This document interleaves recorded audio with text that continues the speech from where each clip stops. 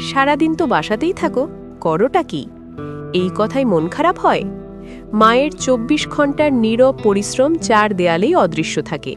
অন্যের এমন একটি কথায় কি আপনার সব আত্মত্যাগ শূন্য মনে হয়? এই অযাচিত অপরাধবোধ থেকে বেরিয়ে আসতে আজই নিজেকে এই ৫টি কথা মনে করিয়ে দিন। ১. মাতৃত্ব পার্ট টাইম নয়।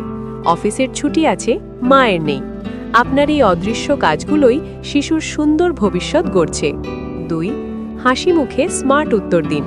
মন খারাপ না করে বলুন, আমি জীবনের সবচেয়ে দামি প্রজেক্ট আমার সন্তানকে সময় দিচ্ছি। ৩. ক্লান্তি লোকাবেন না। বাসায় থাকা মানেই সারাদিন বিশ্রাম নয়। নিজের শারীরিক বা মানসিক ক্লান্তির কথা কাছের মানুষকে খুলে বলুন। ৪. তুলনার বাইরে থাকুন। কর্মজীবী ও হোমমেকার মায়ের স্ট্রাগল ভিন্ন। অন্যের সাথে নিজের জীবনের তুলনা করবেন না। ৫.